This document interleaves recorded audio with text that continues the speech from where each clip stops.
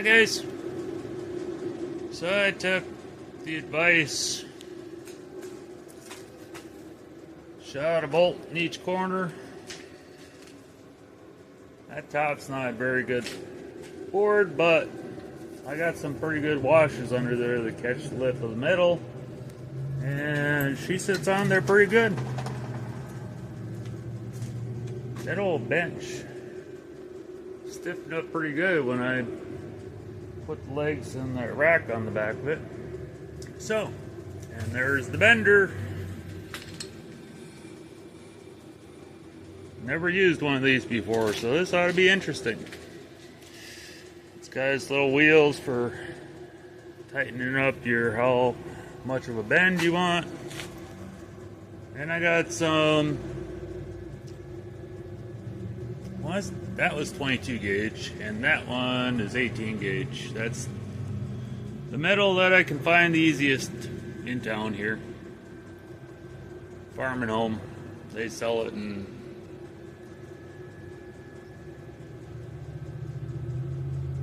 chunks. I don't know, there's no metal shops around here. Up north, I used to have a place I'd go to on the south side of Rice Lake. I could get anything I wanted. When I did the 53 Chevy pickup, instead of I put that on a K5 frame, which I had to shorten the bed to 5.5 feet. And instead of putting a wood bed in, I put a diamond plate bed in. So once I got her shortened and where it was supposed to be, angle iron in, measured it up, I drove it. I told them the dimensions, they cut it, and we slid it right into place. It was nice, but I don't have that down here. So I'm going to fire extinguisher. Anyways, and that still says 0 on the carbon monoxide detector. I still need to do work because it's only 55 in here, but hey, it's better than freezing my fingers off. So I'm going to clean up here and cut that patch pattern that I made for going up to there and see if I can bend it. And I'll be back. Alrighty. Got the bench cleaned up. Well, kind of. Dad's grinder. I was going to use that one for the cutoff, but it needs a little love. I couldn't get the unscrew, so it still works, but it needs a little work. So I took my new one. I turned the guard sideways on it because I kind of like that idea, and it did seem like it worked pretty good. That's my first pattern. Cut it out of the 18 gauge. And now I'm going to try and see how bad I can ruin that little piece of metal. I got more. We'll see. I'm going to give her a shot. Okay guys. Well, I cut the first piece out of that thicker piece of metal. It's either 16 or 18 gauge, and this thing will not bend it. I mean, it did give it a bend, but that's about as big of a bend as I could get.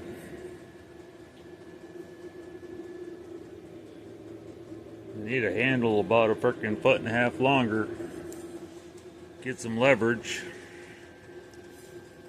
So, I went and got 22 gauge.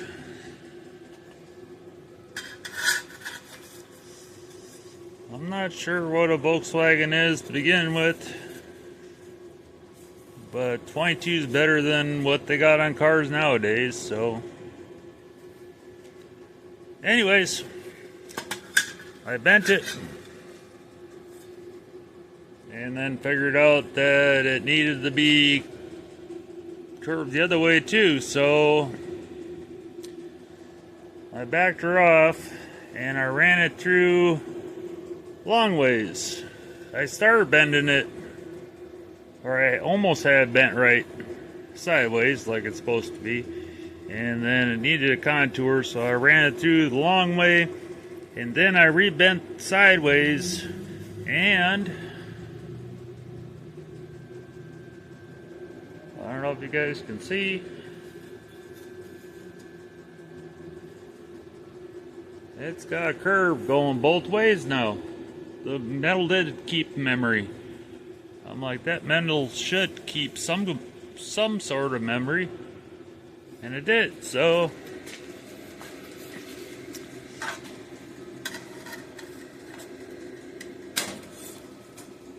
there's the first patch panel.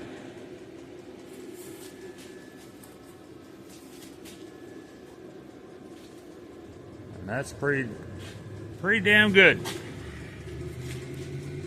So I'll run a piece of masking tape right along this freaking line when I'll chop this perfect, and then I'll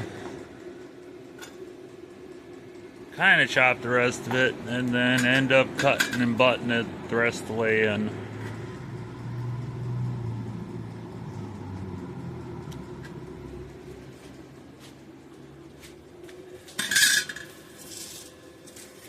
My other patch that I had taped up to go over there, it's too long for the bender, but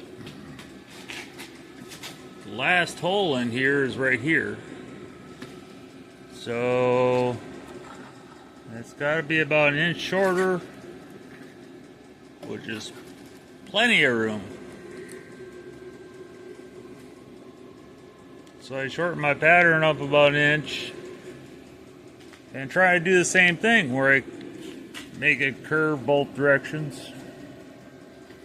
I dig into this, hopefully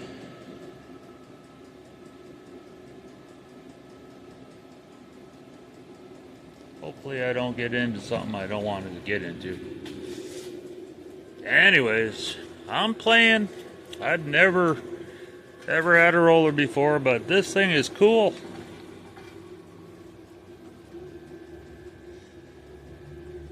But yeah, you need the thinner sheet metal for it to work right. It's real easy. This 22 gauge, you can bend that up really nice. All right. I'll keep playing with it. Alrighty guys, that's enough for tonight.